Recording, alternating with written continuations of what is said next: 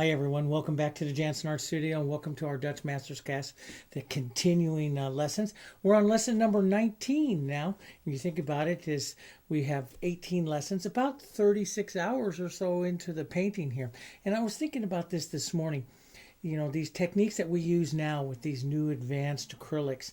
You know, I was looking back into when I did my MDA for the Decorative Painting Society of Decorative Painters back in 1990 when I finally passed my MDA. And that board that was about 12 inches by 18 inches, and I put 320 hours into that painting. And we've got just about 34 hours into the painting right now, 36 hours into the painting. Yeah, with 18 lessons, about 2 hours a lesson or so. So I haven't painted anything off camera for you, so you've seen everything in camera. So we've got about 36 hours into it. So you think about what I did with that MDA to what I do now, and this painting has such a greater visual impact, I think, than the techniques that I used back into the 1990s. So we've come a long way in our paintings and what we can do with new generation acrylics. They're a lot of fun. What I want to do with lesson number 18, which was a PDF lesson, which is where we finished that top part of that painting up there.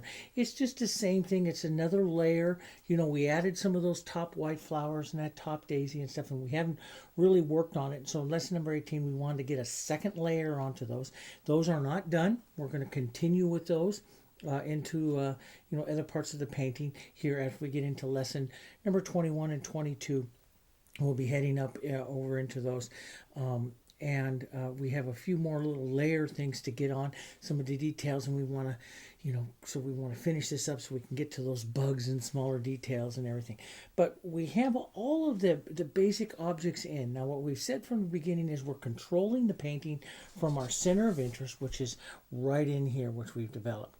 And now I want to come in and I want to redevelop some of this in here. We have to develop some of the leaves and everything down in here and the flowers. We've got some of the movement and stuff back there. We've captured some of that, but we want to develop this a little bit more. We have these small little blue flowers and we have some small little touches, and I want to rework these leaves again with you just one more time. Now when we and before we get to some of the final bit that we'll do one more time. Now, one of the things that I'm saving, we're putting in wet and wet colors, and one of the things I showed you all the way back in the beginning lessons was when we were working on those peaches and those grapes. Towards the end of the painting, they do a lot of real dry layering, a scumbling of color, and that's what gives you all of this lovely pockmark. So we got to get some of this stuff developed to do that. Now, let me just show you one other thing. When I come into some final areas, I really like to use my little tablet. This is my little Samsung tablet that I have here, and I like to use it because I use the high quality photo that we provided as a download for you.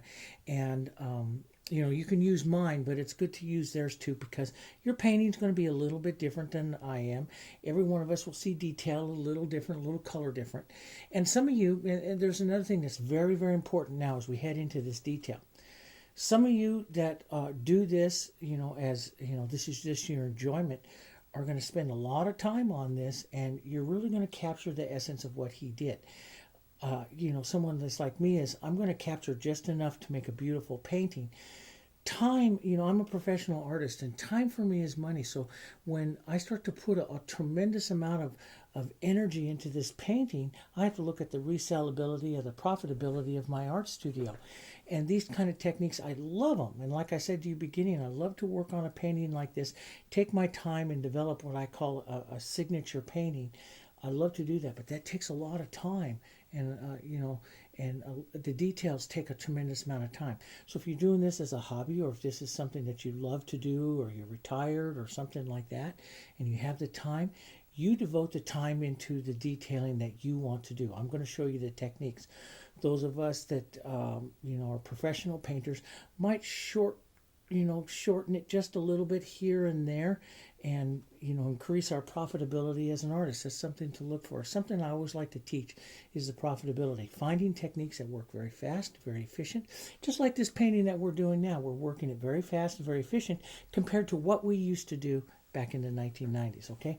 But let me show you some of this stuff. Why I like to use this tablet. The tablet allows me, this is the photo that you have there. It allows me to come in and move my picture right into here, and then I can blow this up, really quite large and get a nice blow up, so when we get into final details, let's come in just a little closer here like this into this. When we get into final details and stuff that you're going to see, now's when you'll see the little ant, how much he actually put into these paintings. The little ant, some reflected light color, all the water drops that are in there. It's like he's taken this whole painting and hosed it down. They're just kind of subtly there though. But you'll be able to really see the dry brush scumbling that comes on here and some of these cooler colors that are used as you look at all the little details and all the little touches of color that are going to be applied in here that we have yet to do. We want to be able to work on this little tiny blue flower and look at the detailing that he has in this little blue flower, and look at when I use my tablet like this and this big photo, this allows me, as I start to look at some of this detailing, to really zoom in on it really nice. So a little, I have my big monitor here. I have a big, huge monitor right here that I have it there, and I can blow up onto it. But there's something about being able to, especially if you're working on an angled table like this, being able to take your tablet like this and you can do a couple of things. One is, if I'm going to work on, look at how this is the real little blue flower.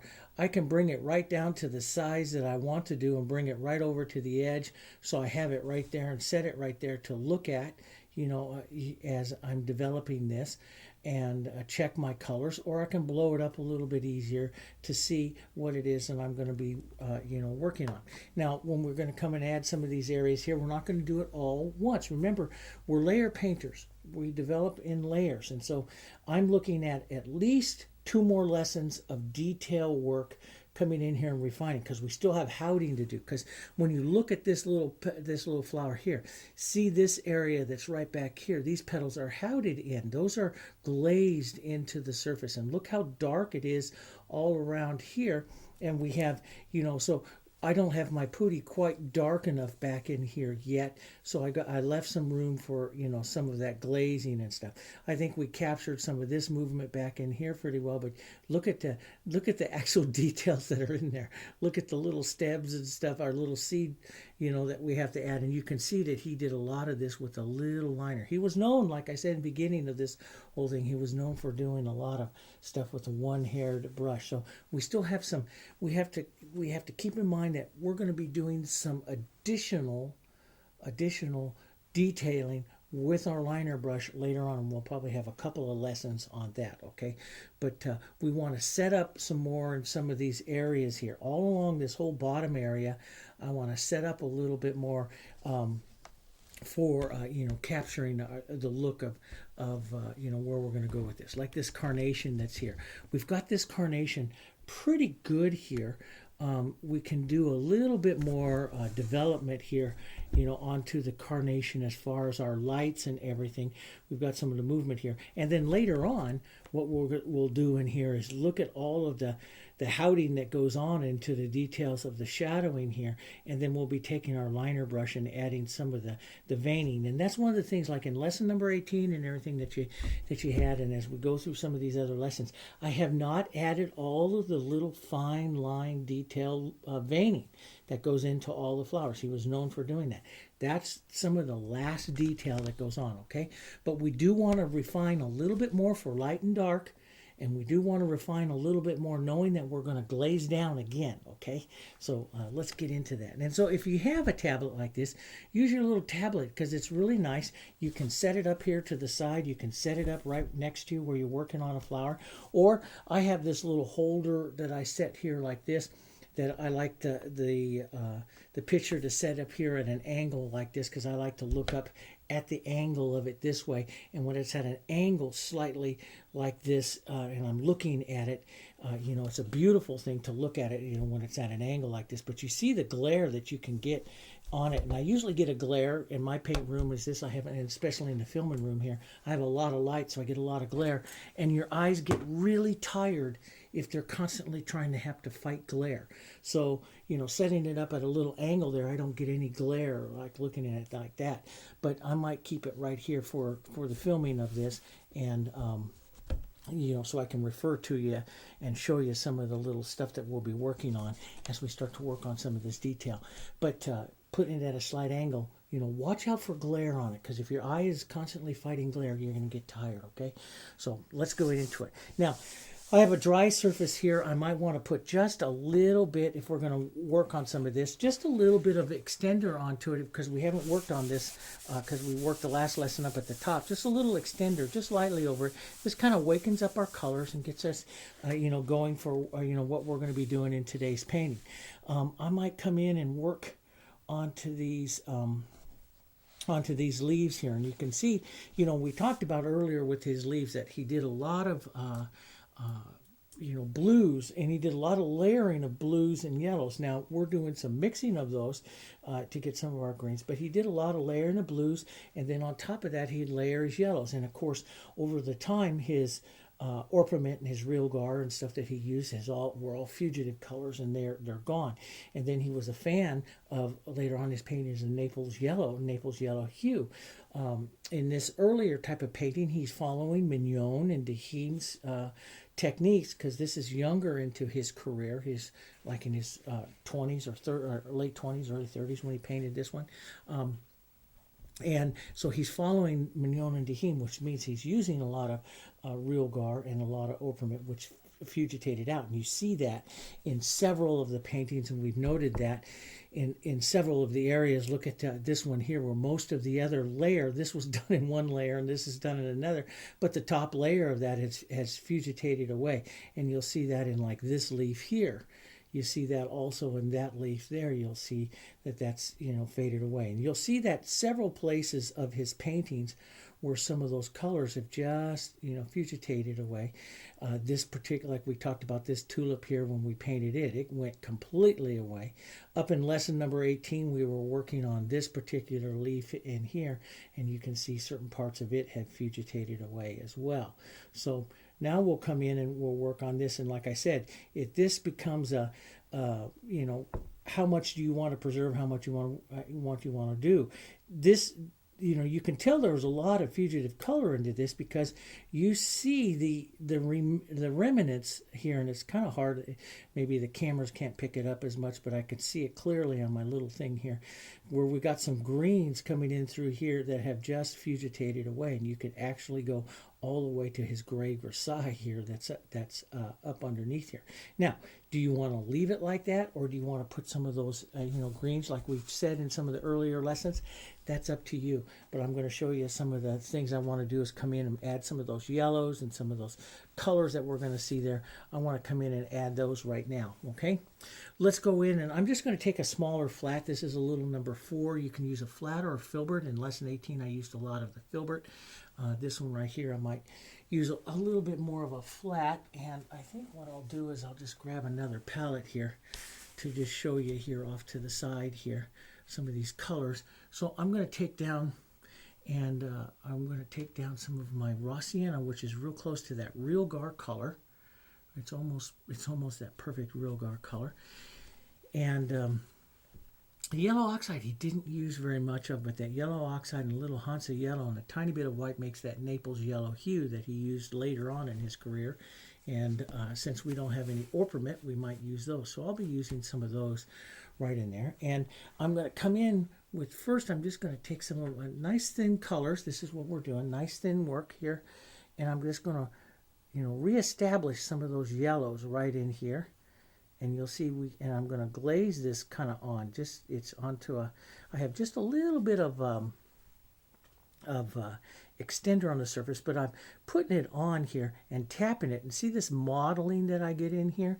That's what I'm looking for. Now, when you're emulating a Dutch master like this, you're not going to be able to emulate exactly his modeling. You just want to capture the feeling of this being modeled, these highs and lows of color, because it's so, he's letting it go, whatever happens, happens. And if you come in and trying to emulate it, you just capture the feeling of it. You don't try to capture it perfectly. So let's take a thinner application of that, and let's just push a little bit right down in here, which will turn that lower section right in there a little bit more green. Okay, so what we do here with that, see, is we're trying to capture that, well, let's get back up straight here. we're trying to capture the feeling of that particular leaf. Now you can see we have the lights and stuff to put in, but we're capturing some more of that light and yellow, where the light and the yellow is on those particular leaves. Now there's going to be, we'll come back over here, we'll have a little bit of that green. I might touch in a little bit of that yellow, more of our raw sienna right in there. We'll touch some right back down into this one. That'll be a shadow right back in here, right back up into this area. And I found that's really interesting in his fugitive colors that he had, how they lost it, is, you know, we know that light colors reflect colors back up through them and make them brighter. And so if you look at a lot of where his colors have fugitated is in the light areas, and they've hung around in the shadow areas. And that has to, I believe, I don't know for sure, I'd like to check that sometime. I believe that has to do with the amount of reflection of light that comes through some of the paintings. Now let's go over here. These are two leaves together, but let's give a little bit of yellow right out here onto this one, and a little bit here folding out into this one. We want to refine that shape of that one a bit. So I get a little bit of that yellow traveling through there. Like I said in the beginning of mine, I'm going to leave mine here a little bit more to the green side. I'm going to put a little bit more yellow in through there and see if I like that amount of yellow. Now, I'll take some of my blue down here, which is, his favorite of his working blue later on, of course, was the Prussian blue hue, which he used. But during this time, and in Deheme and Mignon, since we talked about him using Deheme and Mignon's techniques on this particular painting, he would use the ultramarine blue. And we'll take a little bit of light, a little bit of white with that. And he would put down a layer of blue, let that dry, then put a layer of yellow on top of that. We see that. I'm just going to kick this over a little bit here to the greenish side, just a bit, a light blue or green with some of my yellow and my yellow oxide, maybe a touch of Hansa in that. Ultramarine blue is a very weak blue. It dies very, very quickly here. So as a matter of fact, that's just about perfect to what that color is used on that. In here, later on, in the next couple lessons, we'll establish the vein line that's going to come right down through here. But you can imagine that vein line, just use your chisel and just kind of put that in. All we want to do now is get some modeling and some movement to our leaf here. Pulling out like this. And see, that's going to give me the outward movement here to those to the leaf, giving me which will come in and, do more with later, but that'll give me some of that nice movement. Let's make a little bit darker bluish green right here, just with a little yellow oxide right into that color. And we can model through that just a bit here, just brush through that so that we create this movement, this light movement. Now we'll create a little bit of up and down light here coming down to the vein line from this part of the leaf coming down like that. So you're creating this kind of movement that's going to go in here. And of course, he'll have some other things like a shadow that comes down here. If we want to quickly kind of emulate that a little bit, we'll take a little bit of blue and black, the ultramarine blue and black, and we can kind of just move a little bit of a shadow. That's going to be from the folded edge of the leaf right here onto that side. So as you can see, it refines the leaf a little bit more. I'm going to touch a little bit more of my raw sienna into that. Just get that folded shadow there. So it defines that a little bit more. Let's move over to the next one. And again, that's what we do.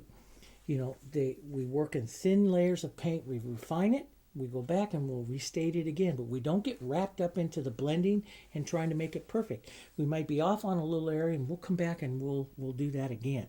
Okay? We'll come back and look at that again. Alrighty. Let's get into this painting here so we can get a lot done. Let's get the light color back up here. Let's establish that movement here back towards that vein line. Get some of this movement. We'll streak through this in a few areas here with some of our slightly darker color here. This will allow us to, put the leaf vein lines in later on and capture that same type of movement. We could use phthalo in there as well. Phthalo and black and tiny touch of white makes that Prussian blue here really liked. But if we're following more of Deheman, then we would stick with this ultramarine blue, which is really weak, but works fairly nice. We'll put a little bit of that movement of that vein line in there. We'll put a little bit of the shadowing here up underneath this side here. Okay, and then back to our a little bit of our light. So if you see, I'm not really blending these things together. I'm putting them in just different areas here.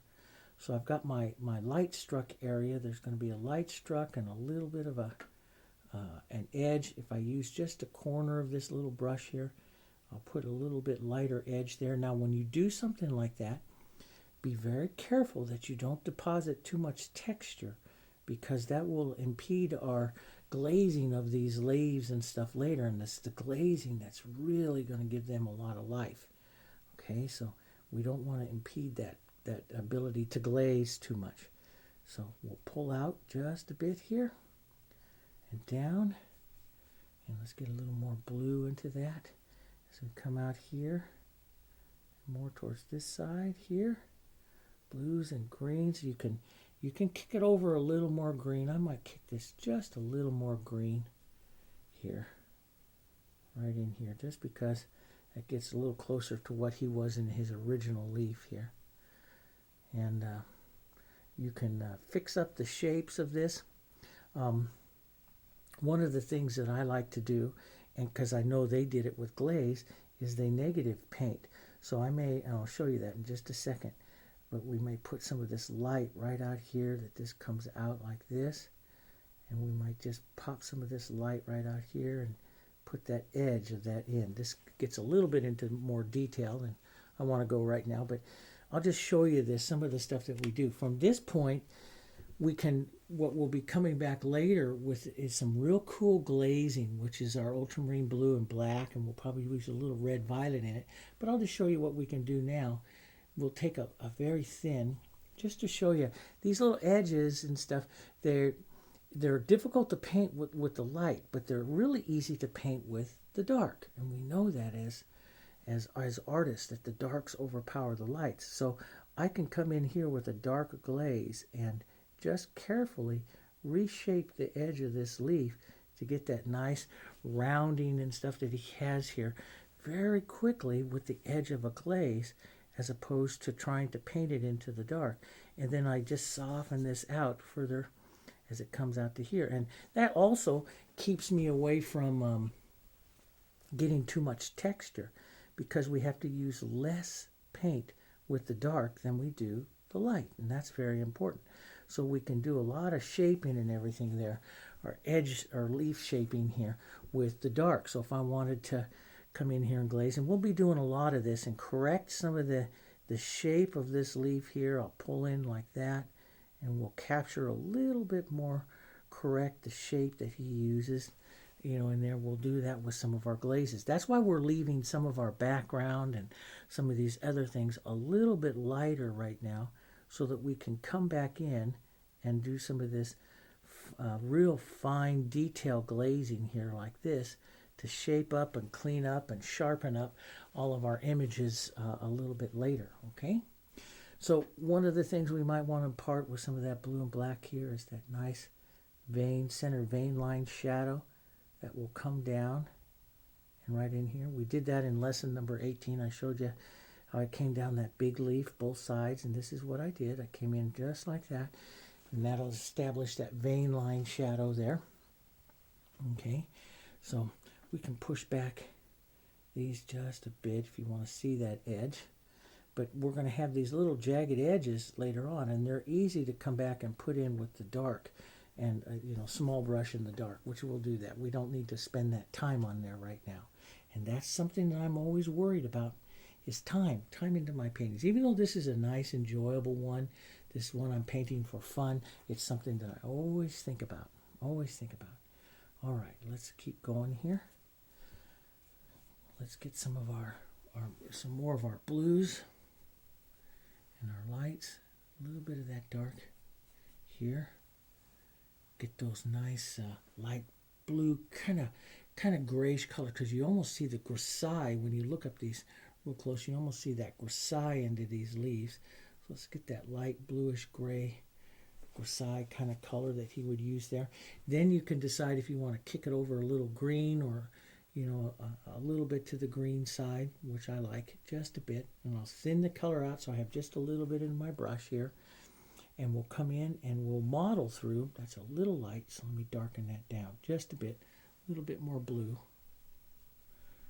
I don't want to go too much lighter and darker than what I have already. We set these values in these areas. So if you see it really light, that's better. All I want to be doing now is adding the modeling of the colors that you see in here. So, and the movement. We have, we started some of these movements earlier, some of the earlier lessons here. And now we're coming back another time and refining these movements again. Adding some darks and just modeling up some of this movement here in these leaves. Okay, like that. Just kind of tap through with some of those darks and capture some of that movement here. There we go. And again, we'll be coming back in here and, negatively painting with some of our glaze the edges of this leaf. So make sure you have it out there. It's actually better to have it out there a little bit too large or that's a bit too dark. Too light. It's actually better to have it out here a little bit too large or, because we can paint it down very easy with that glaze. We can paint its size down very easy. But we'll put a little bit there like that. Down you can see that tip. And of course this gets into a lot of detail that I don't want to get into right now, being perfect with that. But we have little edges here. Just make sure you extend those out a little farther than what you think so we can back paint into those pretty easy here. Let's go over into our other couple of leaves that are right here, two of them together. Now's the time. They almost look like one, the way in which I'm putting it in there, because I'm not thinking about that. I'm just thinking about the area of shape and color. Now it's time to start dividing them up a bit here. And I'll take some of my ultramarine blue here and my black here again, and let's just come down.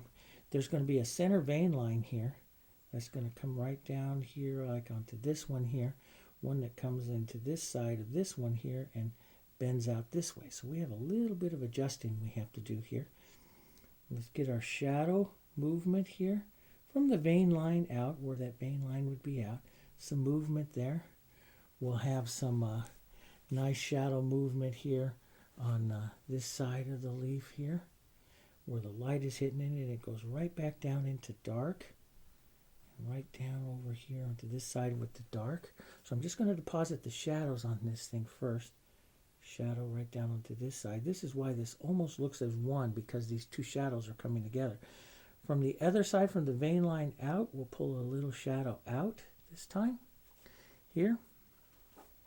And put that up there. And let me just set this up. Okay. Here we go. And then we'll put some light in here. We'll come in with our lighter grade blue-greens here. Just check that color a bit.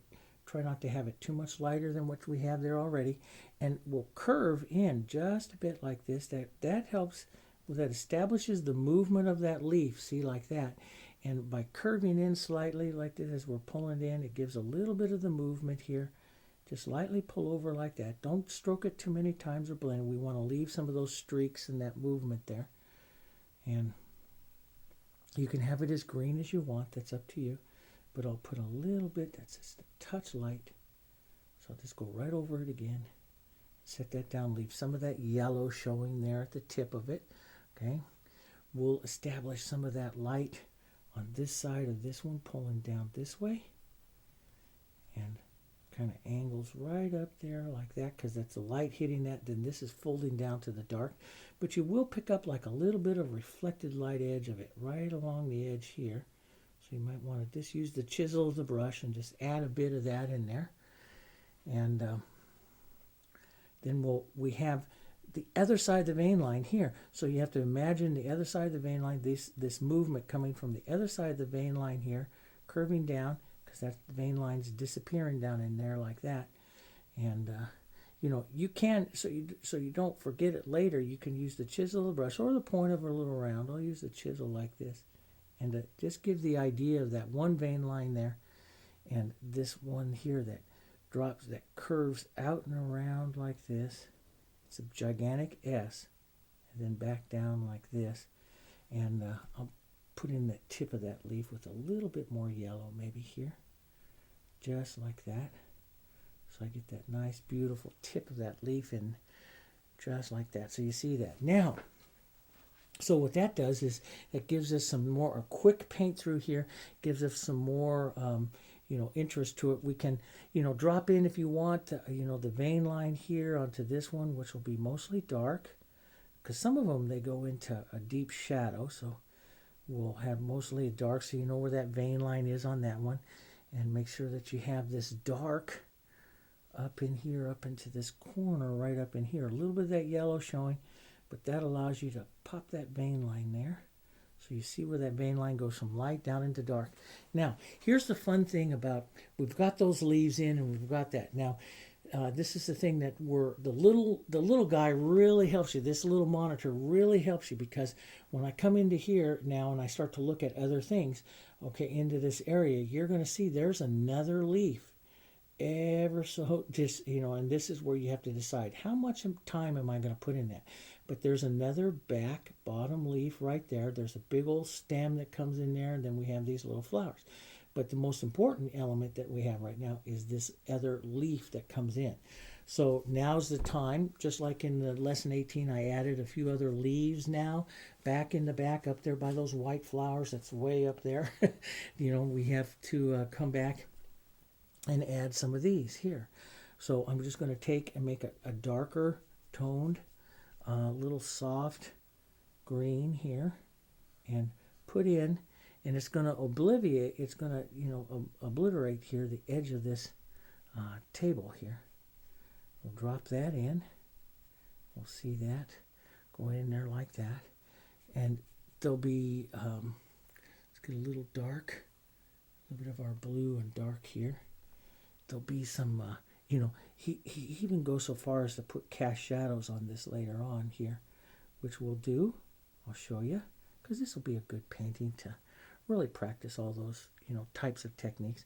So this is going to come down a little farther past this. This leaf is going to come right down into here, right down into there, and we'll just lighten up. We'll pull through a little bit, because if the light's coming this way, which it is, it's hitting this, it's going to give a cast shadow, and then it'll hit this area right here, right before it goes underneath that next leaf. And so all we want to do is just put a little bit of that leaf movement right in here, so we can see that. And you'll see that, there's other little things here. We'll take a little bit of our raw sienna and some black here. Nice dark color right in here. And we'll drop in, so we don't forget this later. We'll drop in the line that's going to be right here, which is going to be our stem, that big thick stem. We'll take a little bit more black, maybe a bit of blue into that, and put the shadow onto the bottom side of that. Here, just model that, or kind of tap your brush around a little bit. You're using thin paint, so you'll get a little bit of pooling of that and stuff there, and it really helps. We'll take some of our, and you can use a small round for this too, but I like to keep it very casual. I'm just going to take a little corner of my brush here with some of my raw sienna and just kind of swirl it around here, and that'll just give the first indications of that little end of that stem, and then you can tap a little bit of light right along the top side there. So we know that stem's going to go in there. It's not going to be super refined, but this leaf is going to come around with that. You could use the chisel, or you could use a little round brush or so, but we're going to end up taking this leaf right around here like that with the stem and joining that into that edge there. We'll work that in the final detailing of it, and this leaf will come off of that one right there. So you'll see where all of that is going to be joining up and how it's all going. But that gets us here, let's step back just a bit, that gets us a little bit closer to some of the colors and the shaping and stuff there that we'll have, of course, into our leaves. And of course, this green right here, the camera will pick it up just a little bluer than what it is actually in real life here, but we can see that. So we can see some of that detailing. Now, when we worked down in this area before, we put in a little bit of grisaille for this stem that's up in here. I'm going to set this up a bit, and we'll come back up right up in this area. It's time to, start adding and working on some of the smaller color elements that we have up here. Let's just take a little bit of our raw sienna. We put a little grisaille in before for this one. Now we'll, we'll just lightly come in and put a little raw sienna over that. That's another stem that's going to come back this way. Maybe raw sienna and a little bit of black, even a tiny bit of your red, like your brown madder or something into that, which will help brown that over. You can put a little brownish kind of shadow to the lower side there. So it'll be lighter raw sienna on the top, and we'll just glaze a little bit of that. The nice thing about raw sienna is not as powerful a color as some of the other yellows, or opaque a color as the raw sienna, so it glazes over really nice. So now you see I've got a little bit of light and dark, but you can still see that foot of that of the vase there going through that. So it'll take me a couple more applications of that. I don't want to get too heavy, because then that leaves little textured edges, which I want to try to avoid. But so it'll take me a couple times, just a couple more thin little washes of that, just to take care of that little element there. Okay. One of the things I didn't correct was this side of the leaf here. So I'll take a little bit of the green and the dark here, and let's correct this side of the leaf here. It's got to go up on top of this peach, and of course we'll put reflected light, and we'll put cast shadows on that a little bit later. But I need to get that edge up on top of that peach. That really gives the visual that that leaf is in front of that peach on that particular side. Now, so we have a lot of these little areas like this that we can come in and work on. And you could really see, let me just show you right up here. You get into here, you can actually see the little violet that flower that's back here, the little torn stem that he actually puts in here. There's a whole bunch of little tiny leaves back up into here too and stuff. And it's, that we can get into our final little thing, and how much detailing you want to put in, that's kind of up to you. But like I say, we can really go overboard like he does. And like I say, he really got a lot of criticism for putting too much into his paintings, but that was the way he liked to paint. Let's go in and start to work on this little daisy here, this little blue flower here. And I'm going to take some of my ultramarine blue here, and I'm just going to give a nice thin little application of the ultramarine blue over the surface here. Then we'll take a little lighter color to work into here, push some of that in. But we'll be painting the negative parts of the flower as well with the glaze. So I'm going to put that in. Now, I'll take a little ultramarine blue, a little black, the glaze we used on the leaf here, and I'm going to, just like we did, I did this on the top daisy up there, I pushed the dark in and out as well, and what that does is that sets up some shadows in between, some movement of shadows in between the petals here. Let me come back in a little closer for you here. Okay, so we'll set that in between here, and you can go to a smaller brush, or you can go to a little round brush. I'm going to go to my little number 2 filbert here, and I'm going to make a lighter blue here. And we realize we'll do a lot of this little flower with glazing. We'll do a lot of the shapes and stuff with the flower with glazing. But we can come in now and add almost like little strokes here. Just use the chisel of the brush. Try not to have too much paint where you'll leave an edge or texture, because that'll affect the glazing later on.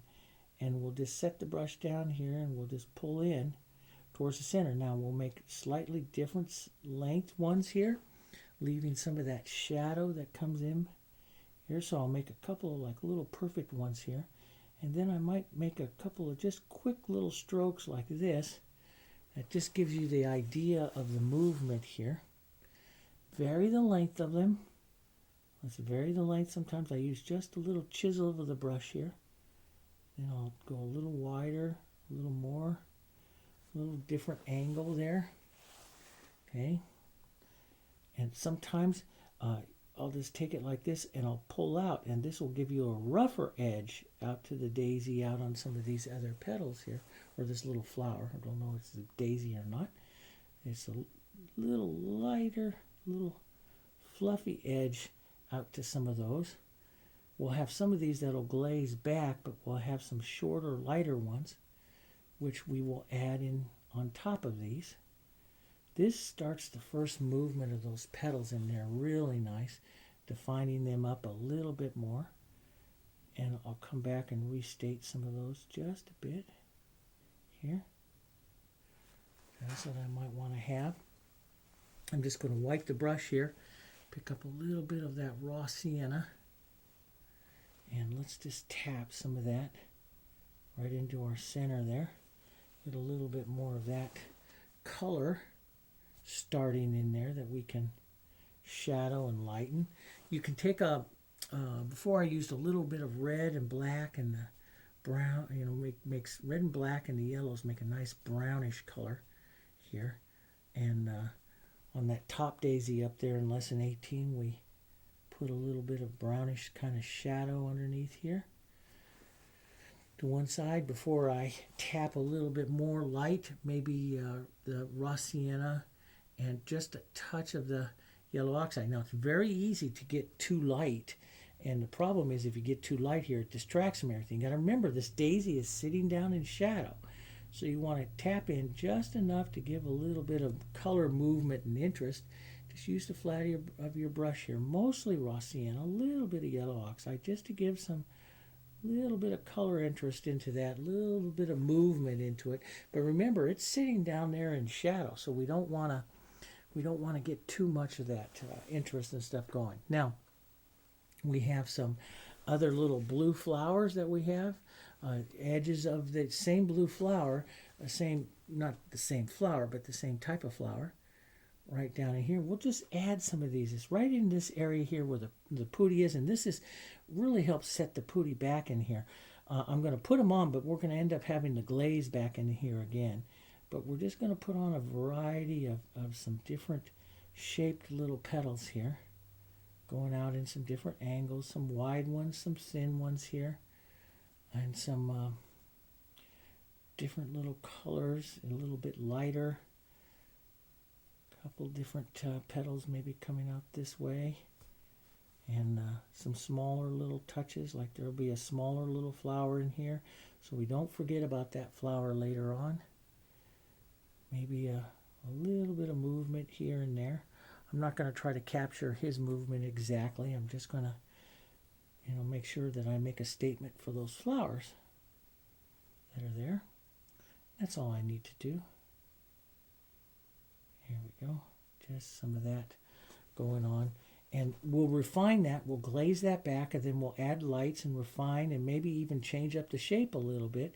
But this gives us some of the color movement that we have, back in there. So it allows us to see some of that.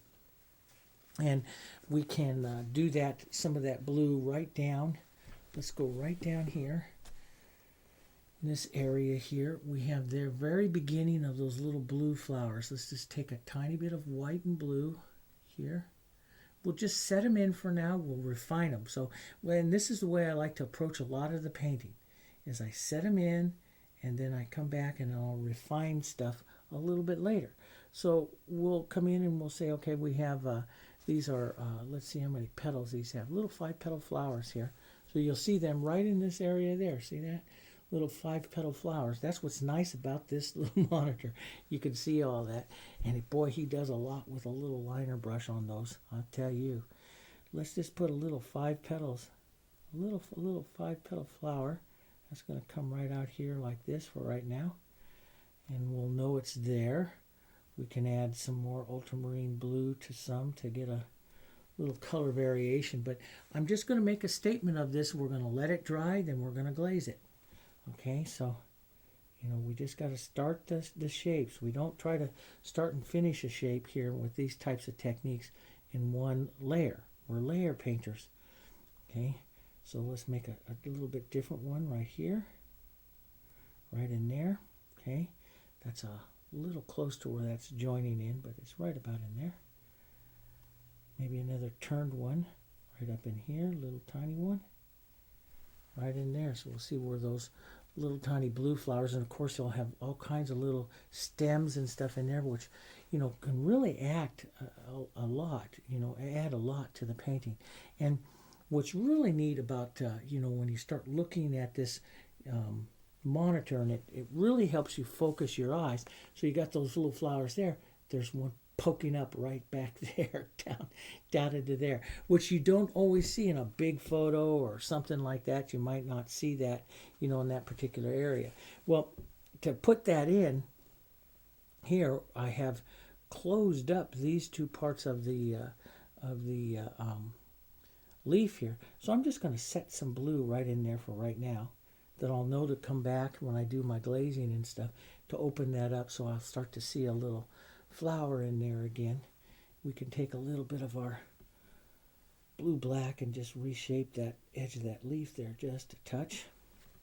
And I'll know when I get into my final details, if I just put a little blue in there, I'll know when I get into my final details that I can come in there and rework and refine that particular area there. That's no problem.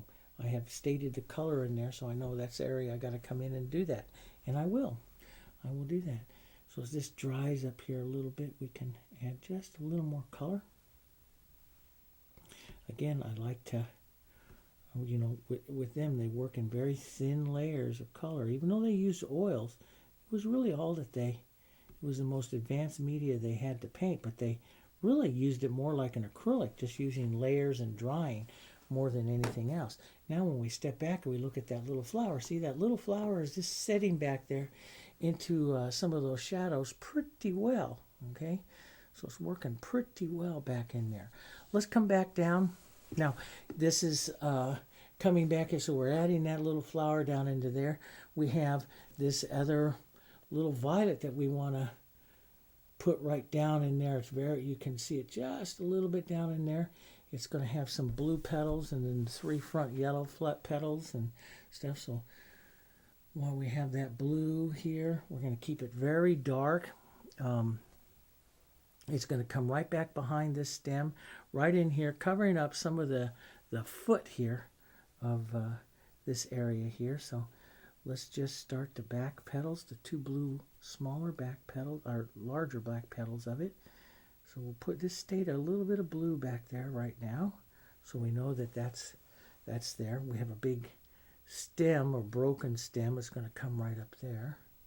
So we'll just put some blue, 2 petals, the Mickey Mouse ears for the back of this little violet or viola there. And then we'll take, come right over here to one side with some raw sienna and some yellow, maybe a touch of yellow oxide. We got to be careful not to get too light here. So you can gray that down just a tiniest bit of white or so into that color. We'll check it here. We don't want to go too light. We'll have the big front petal here, right up there like that. And then these smaller ones will sit up on top of those blue here, just like it's a, there we go, just like that. So we'll set that little, just a little tiny flower back in there. And then we'll have to let that dry, and we'll put a little glaze on it to push it back, and a little light. And he has little red tips to the petals and little bit of veining that he does with his liner brush and everything, just to push that flower in. There's a little brighter yellow spot. We can go ahead and maybe just indicate that right there. Right there, we call the smile of the flower, the center of the flower there.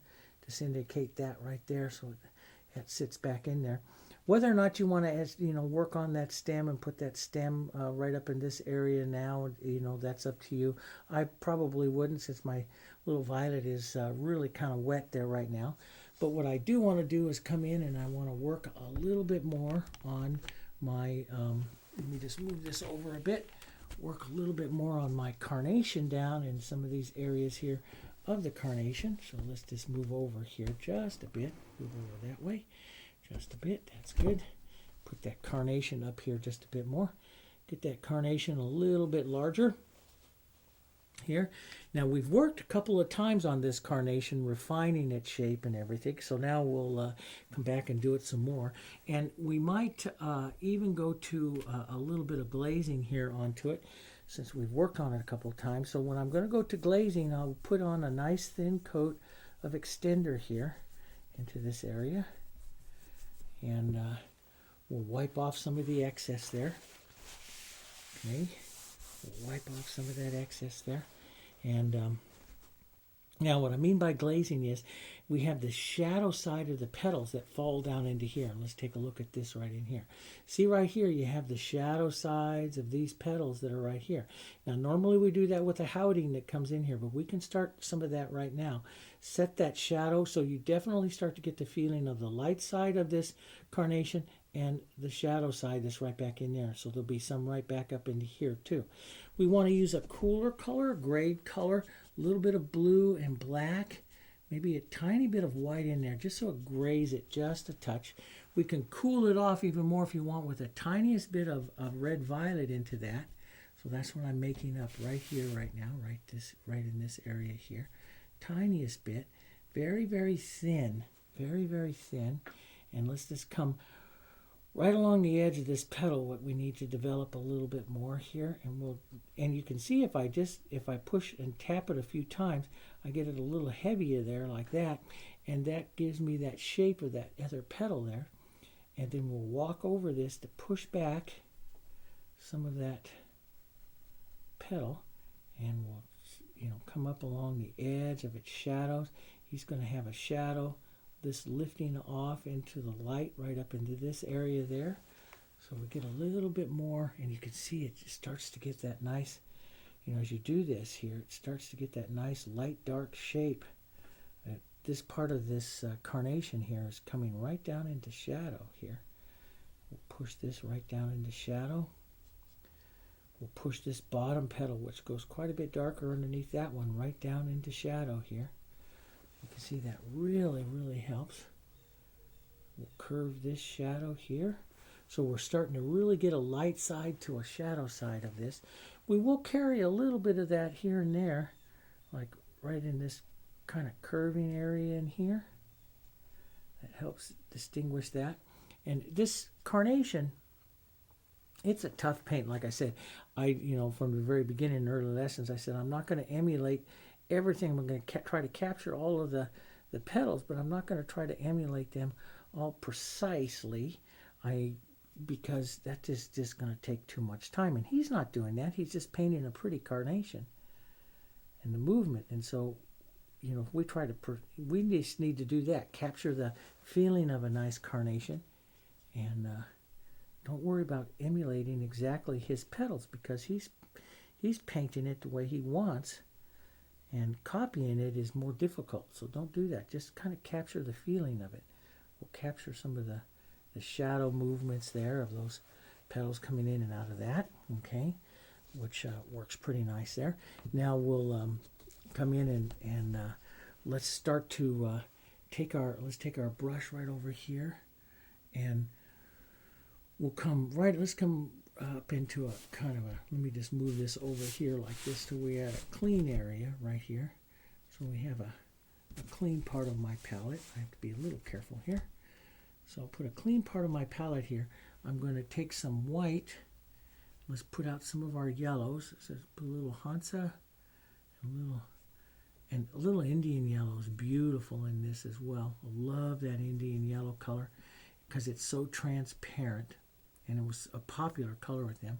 And let's put out some of our Napsol red light. So yeah, just a little bit of these colors, because I'm just going to be doing a little bit of light painting. I'm painting in thin layers. Let's just warm this yellow or this white up with some yellow, maybe a tiny bit of red in that. Got a bit of black there I want to get rid of. So it's just a bit lighter. And let's come in and just state a little more light here. See how much that goes on. Very, very thin, just so you can see some movement here to the carnation here. Very, very thin. And you know, you can, this is where you can take that color. See, it's just a little bit in the brush, just tiniest bit, but you use it for, you know, just dragging over that, and that'll set some of the movement of a petal and stuff there. So a little bit more light up right where you want to have, you know, like the real light struck part of the carnation. Now, this has a jagged edge, which we'll put in with the liner brush. But then you can take some of that color out and just lightly pull down just a bit to get some of that movement right into towards that shadow there. You know, he's got a lot more detail and twisting and turning than I'm adding into mine here. And that's just the way it's going to be. I'm not going to... Carnations are fun to paint when you have lots and lots of time, but here we'll push that right in there like that. We'll put a little bit of movement here. Now I'll gray this down. I'm going to make a little bit more grade down to like a value 7 or so here, maybe a bit of red into that here. And we'll come right onto this particular one here, and we'll put a little bit darker, kind of a light, and kind of streak that through there, right in like that, you see. So I'm giving now, when you look at this, more of a light side and a shadow side to this carnation. And that's what I'm concentrating on with this particular level, refining it up a bit more, looking for some of those. There's a little bit of a shadowed edge there. We can even take a little bit of a gray, and this gets into a little more detail than what we might want to do on this layer. But you can see each one of these layers is just a slow evolution or refinement. Now we have this light kind of petal here. Now's the time to put a little bit more of that light, that warm, right in here onto this, and we'll just kind of bend over this time, just kind of roll this over like this. This is the petal joining in and coming down onto this side. So this petal here is up like this and rolling over. And of course we'll refine this even a little bit more with the liner brush. You'll be able to see that roll even easier. But this starts the movement of it. A little bit of gray here on the end. You can have a touch or two of the streak of the red in there if you want. Some of that we'll do with the liner brush. But I do like working with this small brush here as well. Maybe a streak or two right in there. Keep some of that movement going that way. Some of this light movement onto this one, coming down and pulling down and in. You got to imagine it rolling down and in. So we're refining our movement just a bit. So this one rolls down and in, leaving just a little bit of that. And we'll pull down and out like this. There. And let's touch into a little brighter orange here and there, and a Hansa yellow, a little naphtha red light, little orange touch, especially up here on this light side. Building a little more light or little turned edges here up into this one here, rolling it over. There we go. So there's a lot of little rolled over petals here. Gray this one down, a little bit more rolled over. So giving more details in here. And again, how much you add, because it's a nice looking carnation right now. I mean, how much you add, that's up to you. You know, that really is up to you. He builds a little more red and orange petals up into the front. So a little red, a little bit of my yellows here. And right up into the front, up in through this area. Now I can add some more red petals right up in front here. Right up into this area. There we go. and curve some of these right down. This one curves right down in here. And we'll take a little bit of our red and black and add some shadow movements there down in the base of that. And some of those reds will have a real light red or orange kind of tip on those. And then the others, like these back petals here, might have a little bit of white coming right in here. So there's 2 layers of them there. I'm just adding some more. A lot of work on this little flower right up there. But it is kind of an important flower. It's kind of leads your eye up into this part of the painting here. And we'll take some of that light here. We'll roll this one out this time. Here. Out of that area.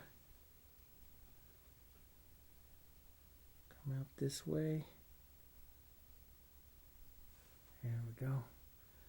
Little touches of red petals in there as well. So it's, I've captured a lot of his movement, and I've taken out a few of his petals here and there, and that's okay. This is my carnation. But I've captured the feeling of the carnation, which is what I want to do. You have a couple of petals, like we said, earlier lessons, that are very important, like this one that's right here, this big rolled one that's right here. This is one that we really want to kind of capture because it sets a lot, and we have this nice shadow movement into the bowl here. So as it's kind of cupping, we have this shadow right in here. And these are movements that we do want to catch because this really, so when you look at this carnation with that one, that cupping movement of that one, that's one that you do want to, you do want to capture. Well, get back up over here like that. You do want to capture that particular petal and that particular look, and so I want to capture some of those things. But do I get all wrapped up and involved in it too much? No, but I will want to put a little bit more brighter orange, kind of yellow here, orange into some of the tips out here. A little bit of tips and movement, especially onto the light side. We'll just put a few more little touches of color. It's all striped up and stuff, so you can add some of those stripes, restate it like this one I could just restate some of that red-orange striping here and there. And, watch your lights, that when you put these lights on here that I'm using the color really thin, so it's not going to adjust some of those initial values that we painted too much. But if you start to paint and paint and paint, you've got to go back to that value scale and do that value check to make sure that you don't get this flower too light in its part of the painting. We've got to keep its position here. Okay. We'll soften some of this gray back in here. Right back here. Down into this area. Keep it a little bit light because it's the light part of the flower. We'll get some of that grade in there. A little touch of that brown matter, which I absolutely love, and some of that red violet in there will help us get that cool red of the carnation back in again. So a few places we might want to touch some cooler color down in and push in some of that. There we go, like that. Little bits of that. So that refines and puts a little bit more color into that carnation, gets it refined up more. And, we'll be coming, matter of fact, one of the soft, it's not my detail line of work of my quill, but I like this little number 4. I've been using it a lot in my paintings. I paint my birds with it and stuff. Let me just show you some of the stuff that we'll be doing with this. Is I'll be taking, and let me come in a little closer here. See if I can get this in just a bit closer here without causing too much problem. And this is what we'll be using, and we'll be doing this a little bit later, but we'll start the little light edges, the turned edges of the petals like this. You see, like that little bit of light that comes out there like that. So that's where you get your real spark. Now, we're not going to be doing too much of this right now. But I do want to, capture a little bit of this. This is what we'll be doing to get some of the real fine, like, I'll widen this out just a bit. But we'll use this to get some real fine, like little veining to the flowers here like this. So you see that little bit of movement into those veins that you see. This is how we do towards the end. So of the painting here, we'll come in like this and say, because this will be a little bit of a turned light area, we'll just drag this brush over like this a few times and see, we'll give the curve to that. We'll let the light come back, but it'll also give the little veining to the petals that you see in his flowers like that. And that gives them a little bit more interest. And we'll have, you can do like him and rotate part of the little petal edge over like that and stuff. So that's the detailing. We get into the final little bits of the detail, which will come, after we do these final refinement layers and, add their additional small flowers and butterflies and bugs and all that stuff. Then we go into the detailing of everything and the final houting and stuff and glazing of it, okay? Alrighty. So we do have a ways to go. But let's go right up here towards the top, and let's work another layer up, coming up this way. Let me step back just a bit here. Okay, so we have this yellow flower and everything over here, and we have some leaves, so we have to refine those a little bit more.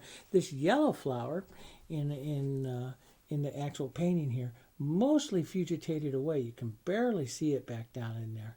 Most of it is fugitated away, but it's got a few of the petals and a few of the movement and stuff, which we want to do, and then we'll come back into this leaves here with another refinement, another little bit of refinement on that. So to start that out with, you can give a light coat of extender. Let me get my brush here. We can get a light coat of extender, onto this area here again. Let's just work up that. And we'll head up this side of the painting a bit.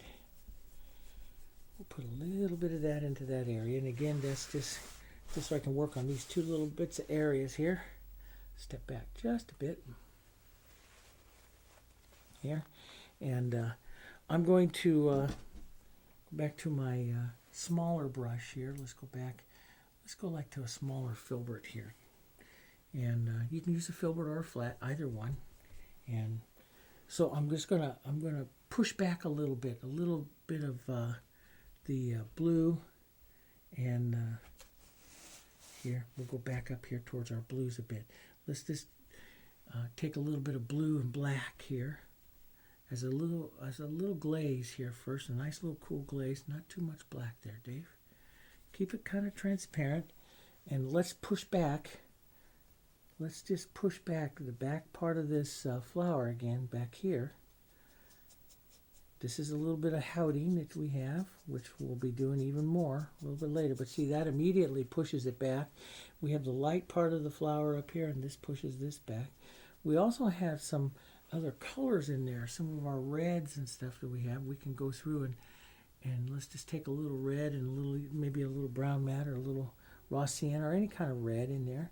Because we're using it very transparent. See, it just kicks a little bit of red into that flower. Here, this is like a turned carnation or something that he had back here. It's hard to tell because most of the flower is gone. Then we'll refine those edges of those petals a bit with some more yellow, maybe a tiny bit of light into that. Just a tiny bit. And I might go down to my number 2 here, my number 2 filbert, which I really like to paint. When I start these detailing of these petals, I like to paint that. Now we've got to be careful not to go too light.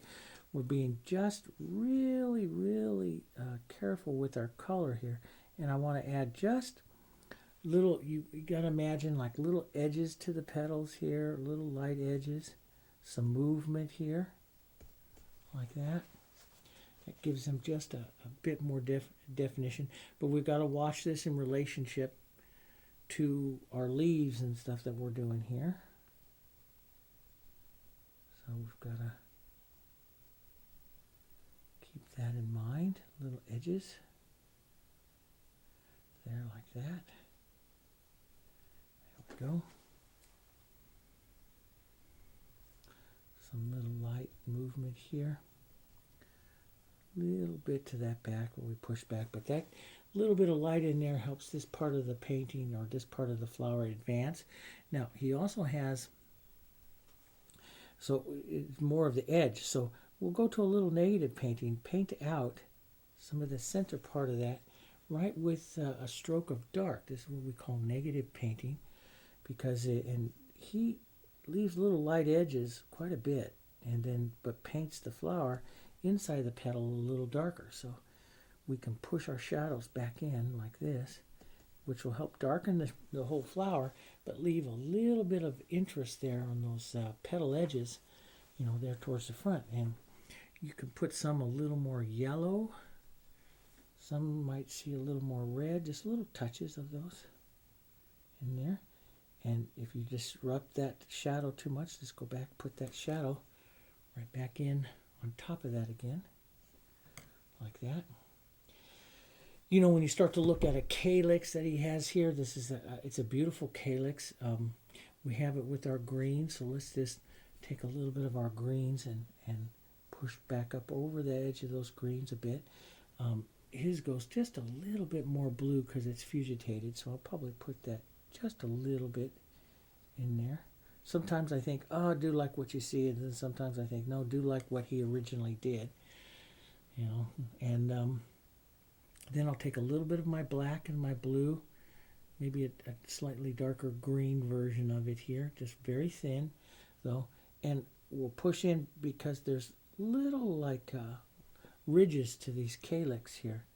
So just like we negative painted the flowers, we'll negative paint this calyx a bit and leave a couple of light ridges right like that right in there. And you can, you know, we can refine those later on with like a liner brush and a little color, but we want to have just an indication of these ridges here that come into that calyx there. That's what the type of detail work that he does on those paintings, which is magnificent.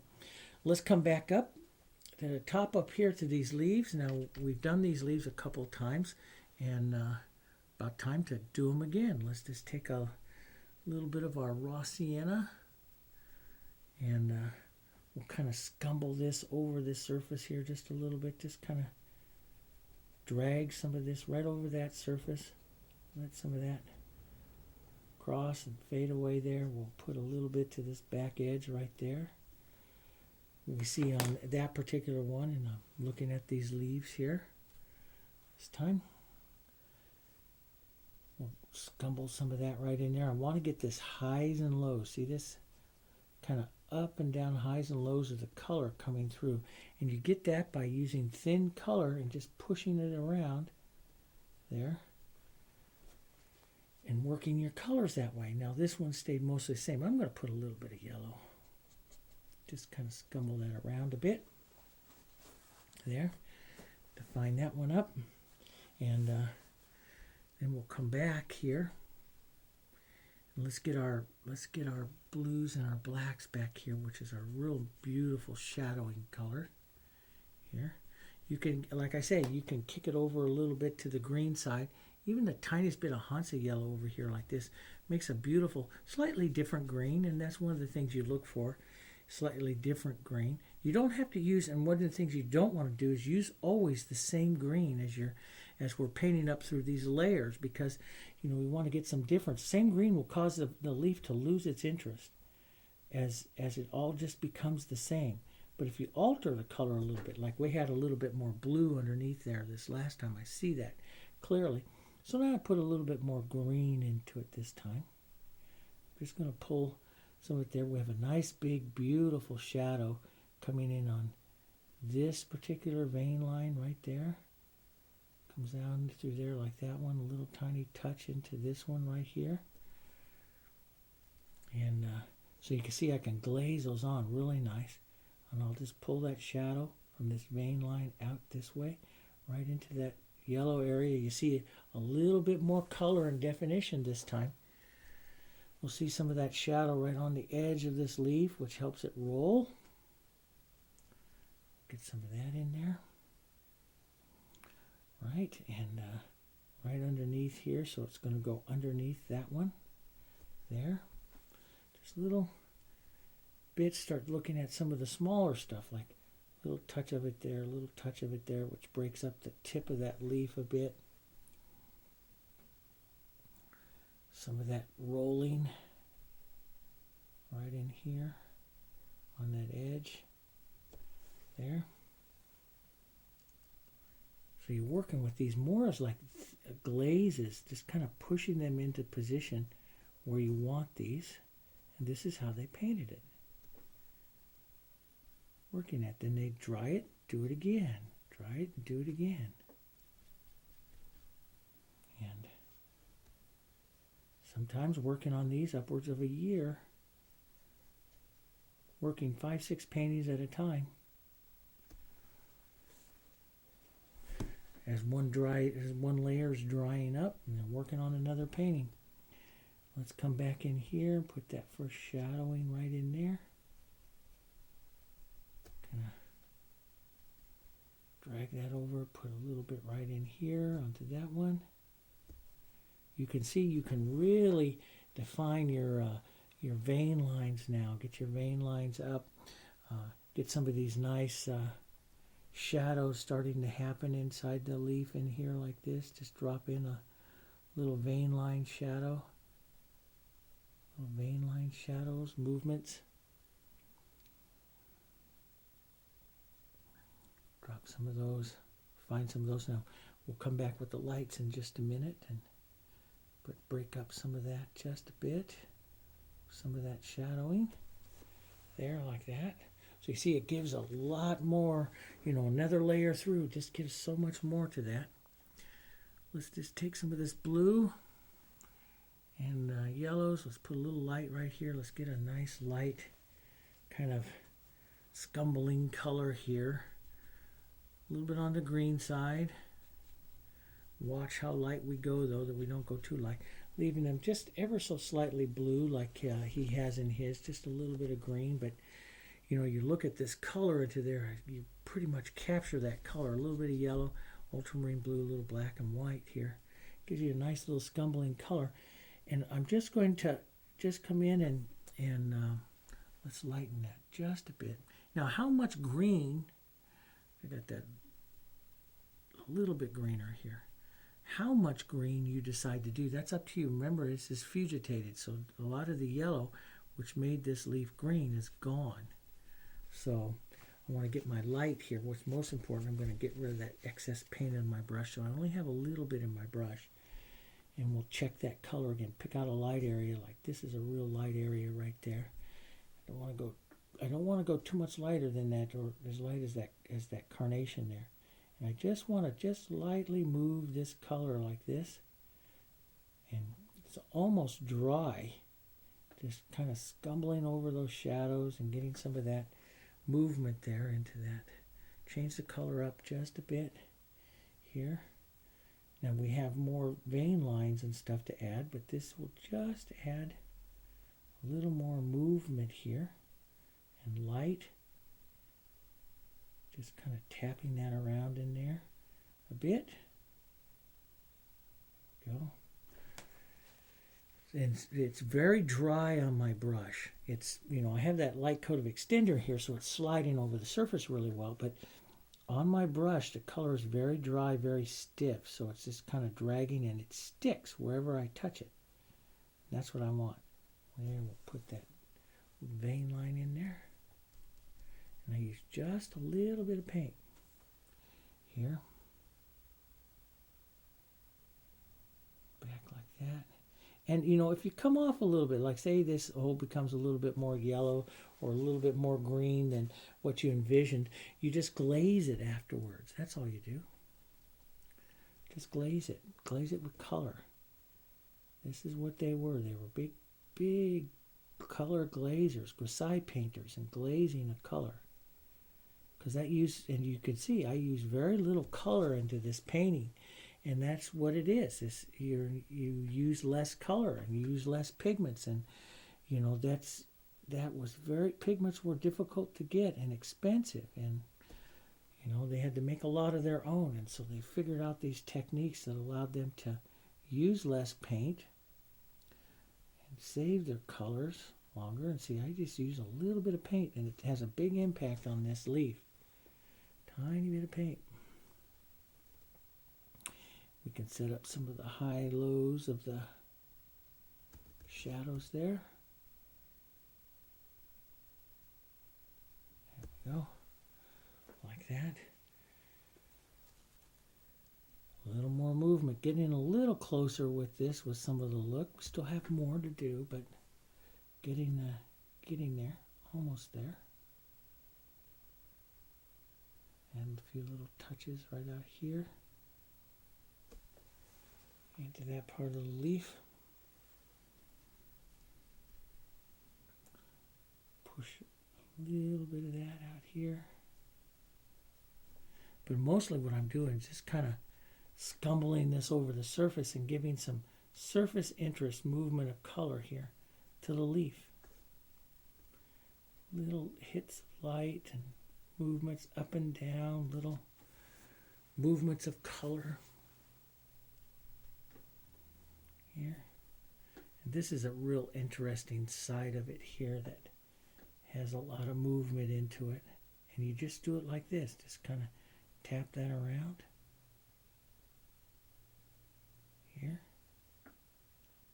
And of course we'll refine the shadows and stuff, and he'll put like little folds and shadows in there, which we're just setting up the movement. We're still refining the movement, actually. We'll get that with the next detailing of it. Put the little shadow part of it in. There. But that just sets up this beautiful movement into the leaf.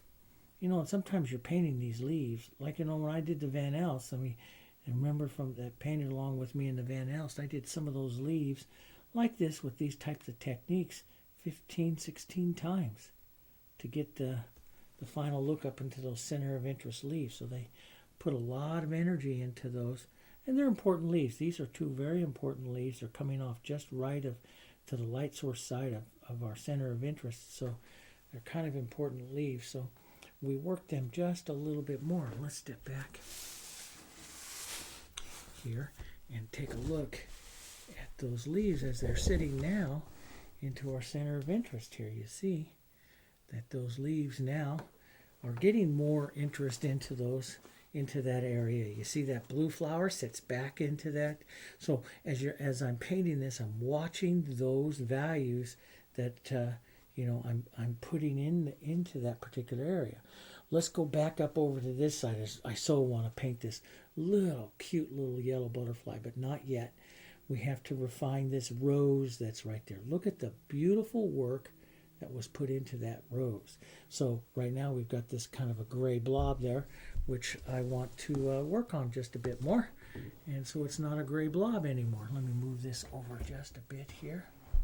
There we go. So I'll put that up and we'll get just a little bit closer and set down. If I'm working on my board here and stuff like that, I like to make sure I set down a couple of paper towels with my palette just so I don't get anything on and dirty on my painting here that comes from sometimes having the edge of a palette touch it or something. So let's come back in and let's work this beautiful little rose here. Get some pinks onto it here, okay? And you can see, and this is this type of refining that we do. This is the type that I like to do. And I'll look back here. Let me just look back to those edges that are on that one there. That's fine. We'll take a bit of our red into some of our nice warm yellows. Naphtha red light, a little bit into our yellows here. And we're going to want to keep this kind of cool. So naphtha red light's warmer than the brown matter. So, and then over here is the coolest color, of course, all is the red violet. And see how thin I'm taking these colors. And we can put a little bit of extender onto this. Okay, so a little bit of extender there. And let's come in and touch in right towards the shadow. We have that nice deep gray. Let's give it a little bit of red into the shadow there of that. And we'll glaze just a bit of that over some of our gray area there. That pulls the red out of our center flower here. Out. Some of that out there like that, which is good. And then we'll warm it up a bit here. Let's let me set this off to the side here just a little bit here. Just give me 1 second. There we go. When I set it up at that angle, I see it so much better. And we'll push that in there. Let's get some of our yellow, like our raw sienna, our real gar color. Raw sienna, little touches of that yellow right in there. That just gives beautiful color. Little bits of color, little bits of red and yellow touching through the flower here. So pretty, and it's boom, boom, boom. Just little touches of yellow, red, a little bit right up here. Now we'll paint it for its shape. Now what we want it to do is it is going to, in the overall painting, here, let me show you this on this. In the overall painting, it will be lighter than what you can hardly even see, that yellow flower there. It'll be almost as light, if not lighter, than some of these leaves that are here. So we're going to paint it into position there, and watch that it goes a little bit lighter than these leaves, not as light as this particular rose here. Okay, so we'll be kind of careful with that. We're going to paint it with kind of pinky grays.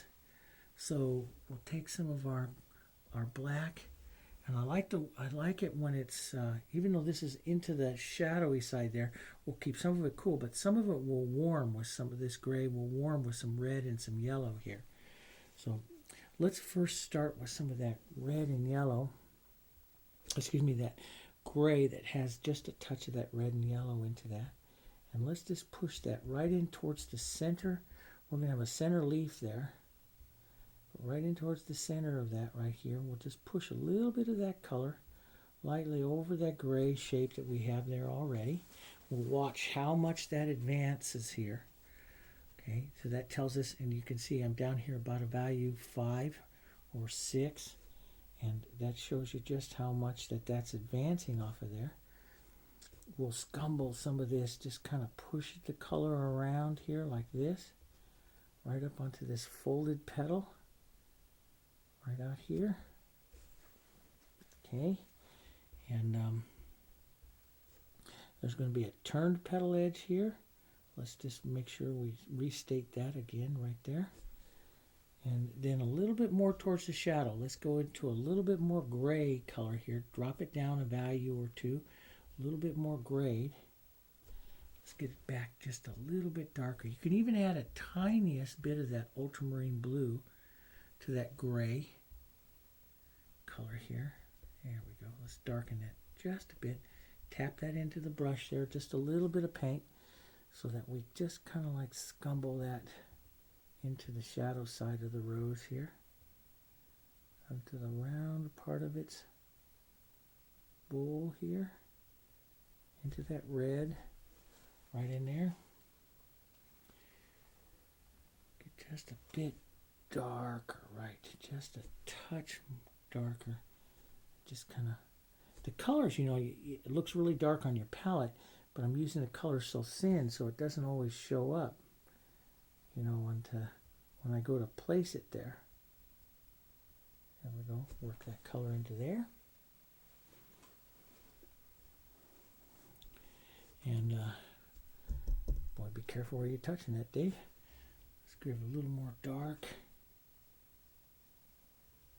Just back here, just so you can see the shape of that a bit. That turned edge there. This rounding edge, rounding part of the bottom of that bowl there. Bit of that red and gray right in there. This is like the opening or the throat of the rose and some of the back petals there. Now I'm going to wipe that brush. We'll go just a little bit of gray here, which will help us round. So this is the round center part of it, which we have to build up just a bit. And then we'll let's pink that up just a touch. But we'll keep that gray and stuff here. Maybe not quite as yellow this time. More of our reds and grays. A lighter color here. So slightly different. This time we'll scumble through. Now I wanna create kind of movement to this that is kind of a rounding little movement. So it's just very light with this little fusion brush here. Just tap this, and it's just barely touching the surface, depositing some of this light color like that, but kind of in a rounding kind of a touch. We'll change the color a bit. Do it again. Here. Sometimes I'll wipe the brush, put a little dark or so into it and go back through like this just to preserve those shadows there. But it starts to get a little bit of movement here. And I'm going to zoom in a little closer here so you can really, really see this. Here, let's see if I can get up like this. So that you can really see that that movement and that rounding of that there. That's what I want to do. Just kind of round this over. See, it's just the tiniest bit of paint with this soft part of the brush just kissing the surface there ever so lightly. And let's come in and just kind of scumble some of this. Just tap it and scumble it, give it a little bit of movement here. But you get this high and low movement into the rose there as well. This is some of the finishing types of techniques and stuff. We did some of this on this big flower. So we want to paint it up close to this big flower, but not as light as that. So keep that in mind. So we want to have a little bit of this interest and movement in here like this. Coming down. Little streaks of it. The light color. Little bit of variation here and there, but you get that movement and those colors here. And you can see even some of his little brush marks and stuff that he has. And his. We'll continue this to help us round. Right up over here. Right down into this. Just little, what we call scumbling. Just lightly touching the surface so that you're not blending or destroying the values that are there. You're just adding, adding to the movement here. Light, but you're still seeing some of those underlying colors or values. Change the tone just a bit. Now this also dries down a little darker, so that's one reason why it's always good to work into the layers, because what you think might be just perfect and light is going to dry down a bit, and might dry down perfect or so, might not, and we just come back and adjust it a little bit later. Let's put the little edge, a little lighter, the little edge here, the folded edge of this petal here, and it comes up, and it's going to have, which we'll do with the liner brush and stuff, but it's going to have a little dark back side here going right into a little light into the front, which we'll have to add. But let's just darken that down just a bit and create some of the movement pulling out to that tip here. So you'll see a few streaks of movement there, pulling out. Now we'll darken that down. Let's grab a little black into some of these reds. We'll darken that down. My paint's very stiff, very thin on the brush here. And lighten that just the tiniest bit. There we go. We create the shadow side underneath that edge. Here, a little bit of movement. Then we'll darken down again.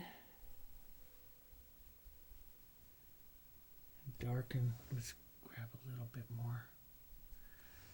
A little brown matter into that is very nice.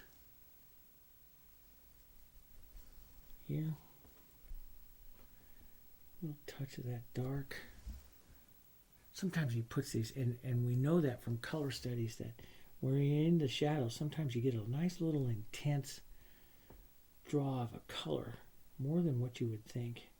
Touch of a color, so a little more red in that works pretty nice. And you can see those little tiny strikes and touches. And again, I'll hit that one more time when we go to paint this one more time. In towards the final layering. But little, because there's details like this, we have to add the back little petal edges to it and everything. We can get some of the shadowing right up in here right now. A little red and black. Let's brighten up a little naphtha red, lighter red touch right down in there. Keep it kind of small, but a little lighter red touch right in there. Boom, that's good. A little touch back in here like a back petal there. He really likes those little sparks of color going up into things. That's a little too sparky. There. We'll lighten this up. Soften that into this. Just pull down, scumble that right over it. Sometimes wipe your brush and just lightly drag over that. But you wipe your brush off. I wipe it off with a paper towel or so. Just drag off, so I'm just kind of removing a little bit of that red there. See, it just sets it ever so softly down into the colors there. So we get a little bit more of a definition of that rose. I'm watching that it goes a little bit lighter than this leaves, but not as light as what's going on in there. And I think I've got that on there right now. We'll put some light greenish kind of color. Let's go right back up to our greens that we used up here earlier. And, get a little bit of a light color. Maybe, let's get just a little bit of our yellow here. Our Hansa yellow and a little bit of blue. That makes a pretty color. It could be a little different green here like this as well. Let's touch a little bit of that right up here onto that, and maybe some of that onto the calyx. He's even got this little tiny strokes of yellow to make that calyx seem kind of hairy from the little stuff. And so much detail on his paintings, so much detail into that. But and he came of age, and that's one of the things he wanted to get known for, and he certainly was known for doing that. Let's lighten that up with a little bit of blue and white. Get just a little touch of that here and there. Some smaller little touches of the leaves and stuff coming off of these, off the calyx, the little septal leaves here. You can just give some movement to those right now. Of course, we're just stating these now, so we'll go through a refinement on these in another lesson here. But you can add some stuff to it. There's some longer, he has some longer tendrily ones here. You can start that one out if you want. Right up there like that. And I just kind of roll the brush a little bit as I do that. Add a little color, and we'll refine that all up. We've got a lot of refining to do and a little shadowing to do here and there. A little shadow edge right here to help this turn. There'll be a little shadow edge. This is a little too much detail right now. That helps that turn and roll. Come back the other way. That light edge will come back, join up into that one.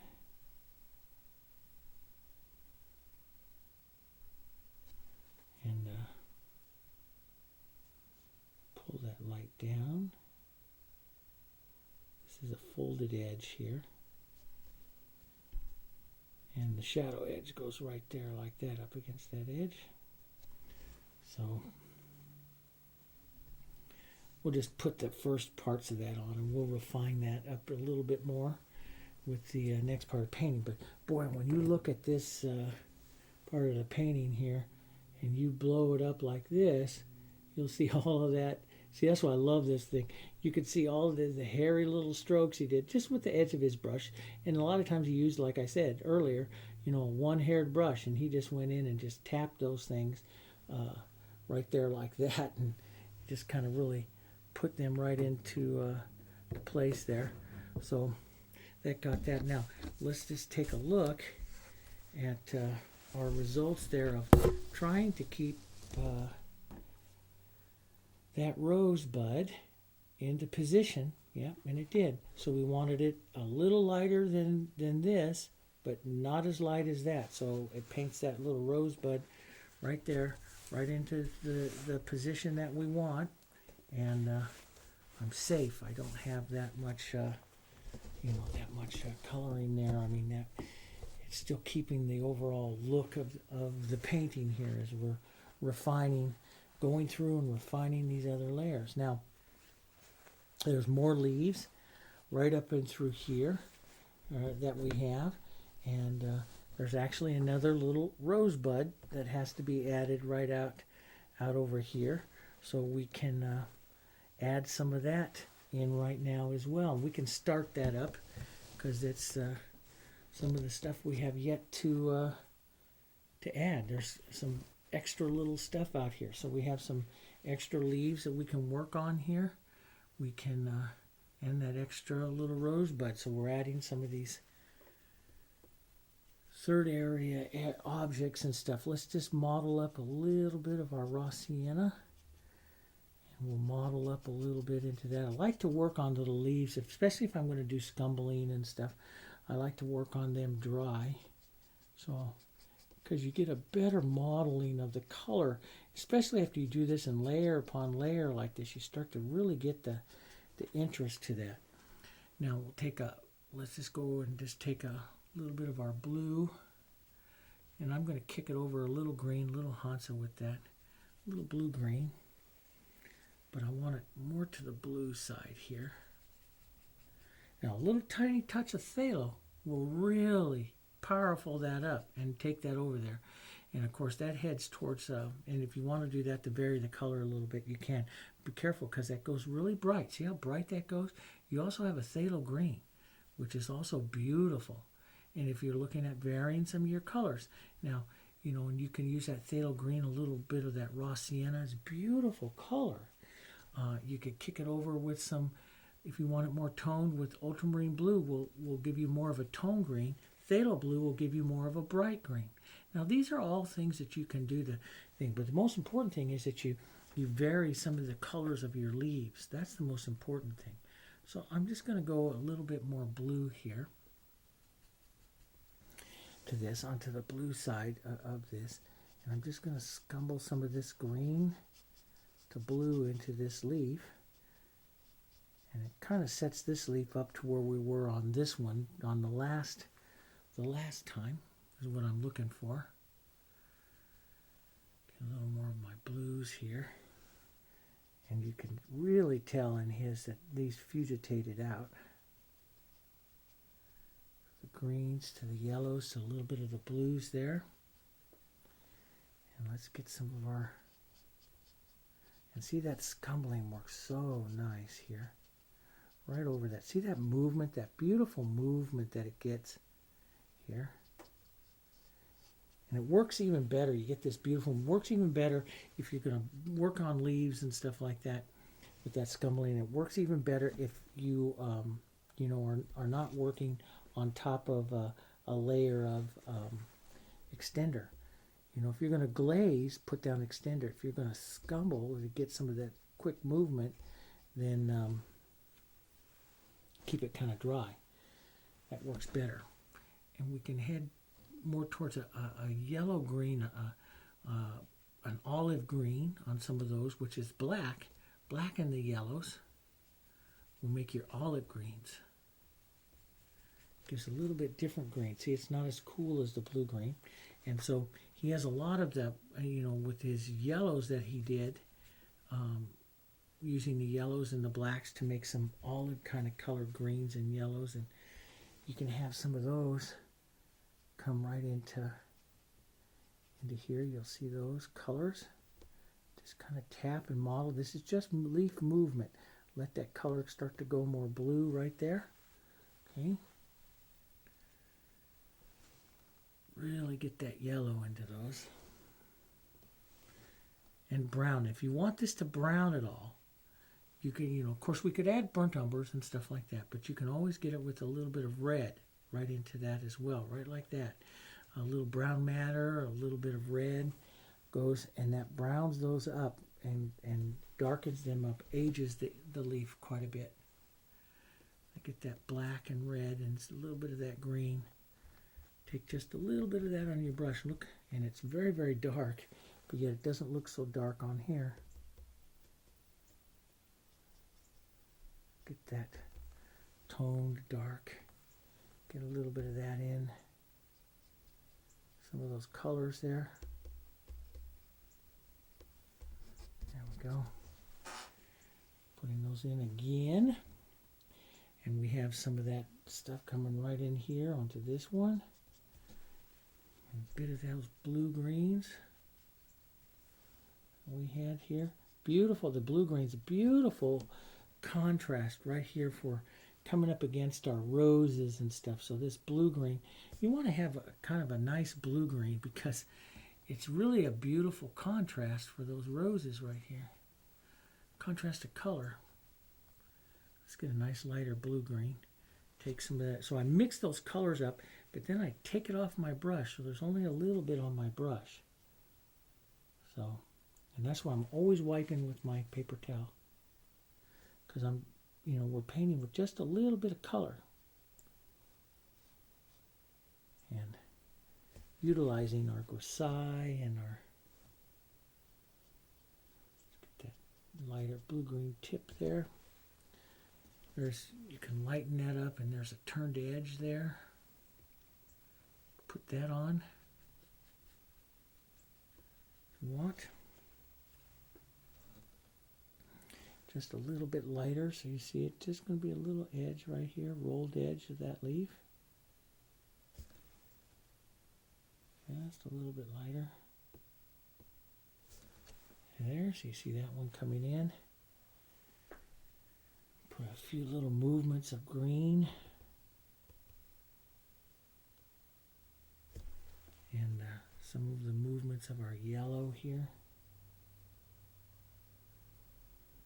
Heading towards that vein line that does a little bit of veining on the leaf. So come back with these darks out through here and add those darker vein lines like we did in lesson 18 on that big top one. And some of the other lessons we used the darks to start some of our veining, some of the movement of the veins of the leaves. Get some of this modeling of the shadows in here. Then they go over more to a blue-green shadow as it goes out there towards the tip here. So a little bit of phthalo blue or ultramarine blue. Phthalo blue, when you hit into these shadows, phthalo blue is pretty good because it maintains its blue. Ultramarine blue is beautiful painting blue. It's just so weak as far as mixing and stuff. But ultramarine blue is the oldest traditional one, so we'll add a little bit of that here. Just get some of those leaves in there, states and brings those up one more time, and it really starts to add a lot of roundness to this side of the composition here, which is what we need. And then we're going to come right in here, take some of our greens, our blue greens here, and we'll make the first statement. Of course, we'll refine it with the next lessons. Make our first statement here, don't get too light, Dave, of this other smaller rosebud coming right out here, right out in this area. go. It'll have a calyx and a stem that's going to come right down. Right, see, one comes up there, one comes up there. This is the stem is supposed to come right up into this area here. Okay. A little bit of light on the brush. We'll put where we see it. We'll just paint it right now for light and dark. Almost like a grisaille. Where we see the light. A little bit of roundness to the bottom of this. We can touch a little bit of reds up into where the opening of that bud's going to be. Just puts a little bit of red in there. And then we'll go to our blue-green darker color here. Set in some shadow sides to this. Shadow. There we go. We have lots of this closed bud, so the sepals are closed. We'll do all those with some of the detailing and stuff like that we have. We have these little blue flowers that come right out here, right to the very edge of the painting here. They'll come right out there like that. But you can see that there's a lot. There's some smaller stuff that gets all added on in here. I just saw this little edge of this calyx of this one. I want to straighten up a little bit this. And add just a little bit more touch there. Definitely see that off to that side here. And more of a medium blue-green right in here in the front of this. You know, I try to set up as much as I can without getting too complicated with what I say, too complicated with the color. Get too much stuff going on, because you've got to look at this as a layer painter, putting on a very thin wash and then moving on and coming back and doing it again. And you actually get a better look if you just take the time and you do some of that. So we'll define up this area and stuff like that. We'll define that all up, and before we add some of those smaller flowers and stuff there, through there. We did. I want to take some of this lighter blue-green here, though, before we leave that color and everything. And we had this lighter edge that we did last time, just a couple of lessons ago. Just do this edge just again here to put that right back up on top of that leaf here. We just lightly suggested that. We'll come back and suggest that now a little more. Big painting, boy. Big, big painting. And we'll just lighten that up a bit more. Watch that always in conjunction with your flowers that you have there. And it has a lot of more of the yellow scumbling in there as well. So yellow and some of that. So I'm just going to scumble. See how easy that is when that paint's dry. This is already dried right up here. And I can scumble this next layer right on top. And look at that movement that it gives. That's what we're trying to go for. And raw sienna is really good because raw sienna is a kind of, emulates the real guard, is kind of a semi-transparent color. So you get a lot of highs and lows to it when you paint with it like that. So you get those highs and lows where it might be a little bit heavier or a little bit thicker and a little bit thinner. And that's what we're looking for. Some of these highs and lows. Moving the brush into the shape of the leaf going in towards that vein line there, which we have to add, but this is what you look for, this movement here. Getting that movement, all those colors and movement. So that's 2 times through on that, like we did on some of these other leaves. It might take a couple more times to get some of that in there. And look at that. I'm going to put a little bit of yellow right back into here. That warmth. I start to see other little colors now, and I have that before I leave today's lesson. I see that. So I see that nice. Now that I start to really focus in and see things in smaller details. Like I say, I start to see things in smaller details. And you start to look at this flower here, you're going to see there's more of a yellow tone, a real guard tone right in there. and you'll see a lot more little branches and all that stuff that you have to add in there. But that's just more stuff to put in. But I see a little bit of that yellow, so while I have that and I just use that, I might just hit that, and look what that does to that painting. And we're going to do that. We're going to come around and we'll touch some of these other final little colors into some of these, and it's just going to do wonderful things to our painting. But we have to get some of these other smaller little things in, so work down to the front, up that side there, so we've started in that center and we've worked out. Now we're working out a little bit more, adding some of those final little elements to the outside. And very soon we're going to be into the tiny little, all those little hairs on those calyx and into those little bugs and everything. A couple more little lessons of that and we'd be there. But starting to add some of these fun, smaller little flowers and working on them is great. Now if you want to take those up and develop them again, dry everything and then go and add some more to it. I'll be doing that in the next lesson and probably starting some of those butterflies and stuff, because I want to get some of those in there. All right, I'll see you over on the next lesson, lesson 20, more detailing. Okay, until then, have a good time. And as always, I'll see you out onto the social networks and into the forums and stuff. And if you have any kinds of questions, I'll be there and I can answer those questions for you. All right, see you on lesson number 20.